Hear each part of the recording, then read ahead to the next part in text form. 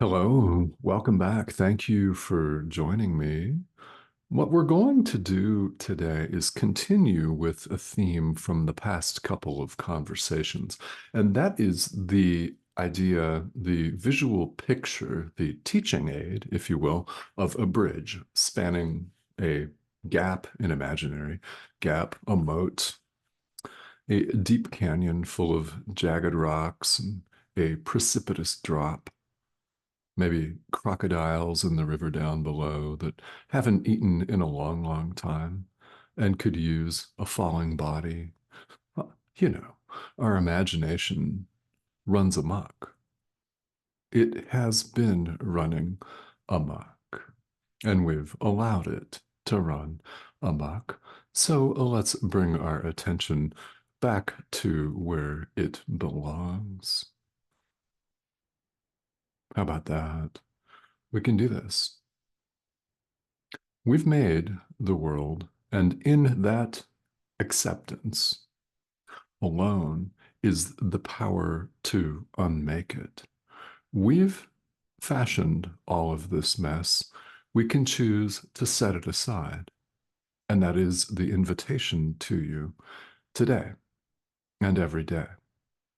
The visual image of a bridge is very, very helpful for our learning purposes because it appears to us, it appears that there are two sides to the bridge. On one side, we have where we currently find ourselves in one giant hot mess after another of our own devices, of course, spinning around, suffering, worrying about this, worrying about that, in combat with our brothers, whether that takes the extreme form of actual physical warfare or not. We're still judging people.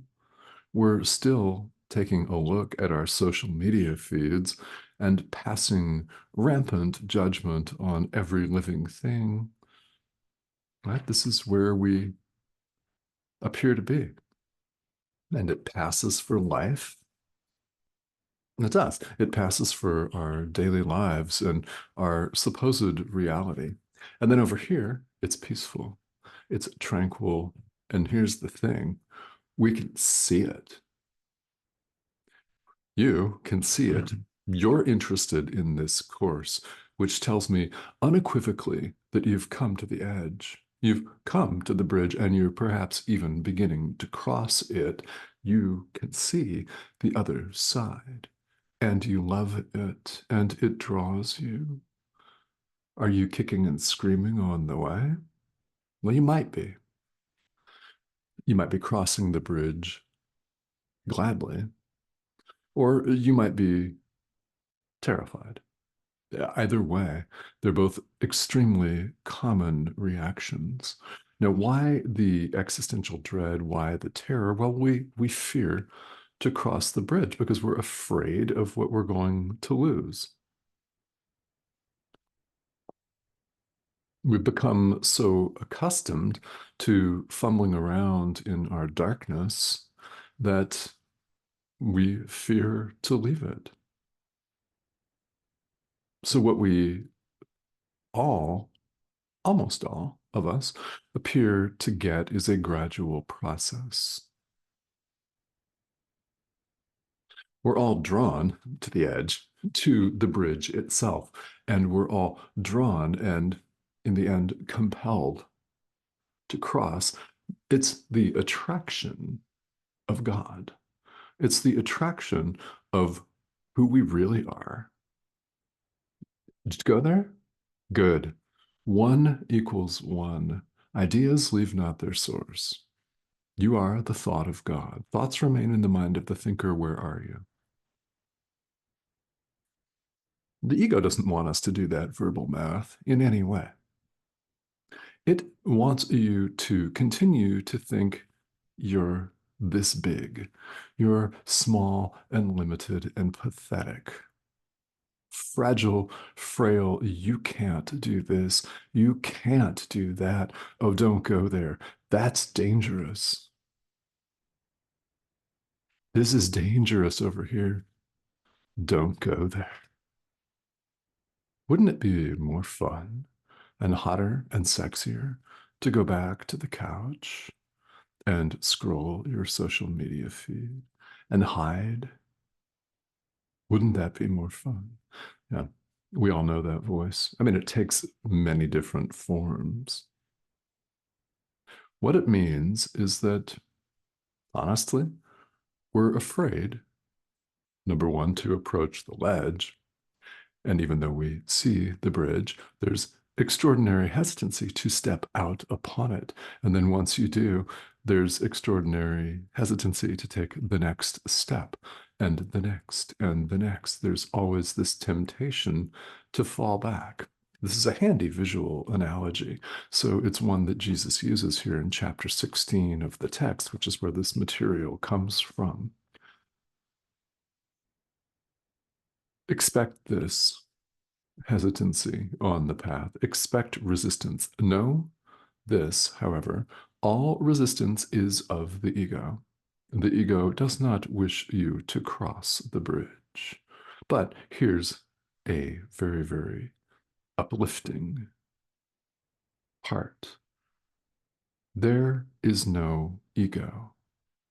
The ego itself is illusion, just as all of our extreme drama here of our own making is illusion. We made this up. We made this up. We can choose to unmake it in the extraordinary power that you have, whether you deny it or not. That's up to you. You have the power to create worlds. You can make an entire world. You did. We did. Having made it, you can set it aside. Is it painful enough for you over here to trust the guidance of your inner teacher who's speaking to you right now? This is nothing. It really is nothing. It's, in fact, it's a pixelated image on your screen. It's your inner teacher that has you on what we call the spiritual path. It is. It's the Holy Spirit. Count on that. It's the Holy Spirit that has you even interested in this in a world where we have plenty of distractions. And you could most certainly be paying attention to anything else. Right? Yet here you are. I thank you for that. Not just because you're viewing this channel, but because of your dedication and your commitment to your spiritual practice and what that means. We grossly underestimate the importance of this. It is very important. In fact, it's the best gift you could give anyone, anywhere, at any time, and there is no close second at all. Really. Your inner teacher, the Holy Spirit, which, by the way, you may call whatever you want to call it by many names and call it your board of directors, your chief guidance council, your shamanic council, or whatever. It doesn't make any difference. They're all just names, right? What's relevant here is you're listening to the call that our inner teacher puts out to each and every one of us all of the time. You're listening. That's why you're at the bridge, and it's why many of you are engaged in the act of crossing it. As we begin to relax and trust the guidance of the Holy Spirit, as we begin to tune in to our real power, we begin to value the toys of the world, our precious items and concepts, less and less. Now, this journey across the bridge, in fact, can appear to take quite some time. That's entirely by design, because not everybody is ready to just be teleported across to the other side. That's too threatening for almost everyone because we've become so accustomed to thinking we're this. You're not a body, you know that, but we think we are, and it looks and appears real. We can feel this, slap our cheek, you can feel it, right? It produces a tangible sensation. Yeah, it appears so real that almost all of us need what we call a path, a process, a gradual process where we forgive illusions as they come up, one at a time. Moment by moment, we relax and trust the guidance of our inner teacher who leads us further and further along.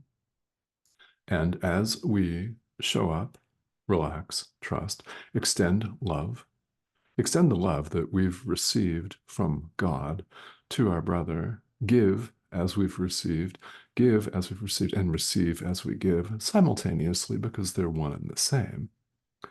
As we do this, all of a sudden, we find we're actually not even stepping across this bridge. We're being carried. We're being lifted and transported. And as we cross, we begin to recognize this is who we are. This is illusion. And it's fading out, disappearing. To us over here on the ledge, it only looks like this is another side. It only looks like something over there. In fact, it's not over there at all. And as we begin to cross, we realize what we're leaving behind is nothing. The ego is nothing. We're literally leaving behind nothing and gaining everything, literally everything. Yet, here we are afraid. This happens. What is helpful here is just to acknowledge this, right? It is not helpful to beat yourself up for failing at A Course in Miracles. That is all too common. We have people in the world that think they're doing this course wrong, so they take a couple of weeks at it and put it back on the shelf and don't touch it again, right? It's quite common. And you know what we tell ourselves? This is too complicated for me, man. No, I don't know. I don't know about this. It's way too esoteric. It's too far out there. Oh, no, no, it's not. And it's not too complicated. God is the only reality that is uncomplicated. All else is illusion. Other very uncomplicated ideas. Ideas leave not their source. Thoughts remain in the mind of the thinker. We talked about this a moment ago. You are the thought of God. We're known as the thought of God here in this course. Thoughts remain in the mind of the thinker. Ideas leave not their source. Capital S. Where are you? And where have you always been? Despite all of our mad wanderings. This is a dream. Doesn't mean that you're not going to have to pay a bill today. In fact, I've got a couple, including paying for access to the internet, which enables this conversation. Well, actually, it's the Holy Spirit that enables this conversation. But here, on the level of form, I'll be paying that bill. So we continue to show up and we continue to live our lives. But we don't have to believe in the concrete reality of it because our reality is so much more. And we're invited to give up nothing because it's nothing. And we're invited to allow truth to be just as it is because it's true, because it's true.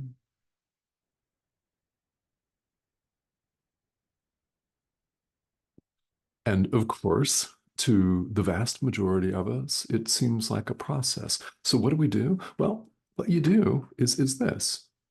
You allow yourself to be led as far as you're willing to be led on a given day. Now, that might not be very far. And in fact, you might find yourself in a place today where you're really not going to take any of these proverbial steps at all. All right, no problem. We've all had those days. What's directly relevant is that you're here. And really, we find once we begin to embark on the spiritual journey, whatever form that takes, and by the way, this course, these videos are all about A Course in Miracles. That's it, that's all. But it's only one of many traditions, it's one of many doors. All of these doors lead to the same place, God. There's no place else. So the question for each and every one of us in opening these doors or coming to these doors and opening them is which one's calling you to open it and walk through? Yeah. And for you, it may well be this one or something else, or this is one that you're curious about. I mean, these videos are for everybody. Whether you're a student of A Course in Miracles or not, this is what they're about. So perhaps if you're not and you're checking this out, this may inspire you to embark on this journey. It's very direct. God is the only reality. Ideas leave not their source. Where are you? Oh, and who and what are you? Truly, really.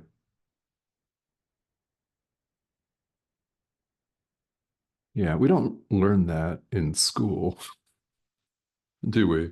I mean, we learn, I think back to my high school biology class where we dissect dissect frogs and fetal pigs and things like that and study things like the Krebs cycle and mitosis and meiosis at the cellular level. I mean, this is the intellectual, rational thinking mind. We call it rational. It's completely irrational. It's mad. It slices and dices reality into multiple component parts, and we study and worship, and we're examined on these multiple component parts, and they give us these diplomas and degrees and all of these accolades, and we attain vast social status as a result. And by the way, I have a doctorate degree, so I've played that game. Yeah, it doesn't make any difference what your experience in the world here even is, whether you have studied anything or whether you have any degrees or whatever. I mean, maybe you never even went to school, which sounds kind of like fun, actually. But it doesn't make any difference what your status or standing in life even is. There is no world. Oh, yeah. Thoughts remain in the mind of the thinker, remember? Where are you? That's where we all are. There's only one of us. And these ideas may seem completely perplexing. They may seem flat wrong. And this pixelated image on your screen may appear mad, which is kind of funny, actually. Here's the reality. You have free will. You could choose to deny it. By the way, of course, what is that but an exercise of said free will? If you say, no, I don't have that, perfect. You're not exercising it. You're exercising it to say that you don't have it. You can choose God or the ego. That's choosing the ego. To say that you have no choice and you're just going to go back and wallow, poor me, victimhood, right? To play that game is to choose for the ego. It's to choose more of the same. It's exercising the power of choice. You can't not exercise it. We have the power of decision in the present moment. You could choose to be guided, led by the Holy Spirit, or you could choose to go it alone. Whichever you choose, no problem. Eventually, those of us that continue to choose going it alone end up spinning and we want out. It's what has us on the spiritual path. Eventually, we all listen to the guidance of our inner teacher and approach the bridge and begin to walk across it. The more you walk across it, one act of true forgiveness at a time, the quicker the journey appears, and the more you realize, again, you're not even walking. You're not doing the walking. You're being lifted and carried across. This can happen as slowly as you need it to happen. The Holy Spirit's guidance is patient, it is infinitely patient and calm and loving.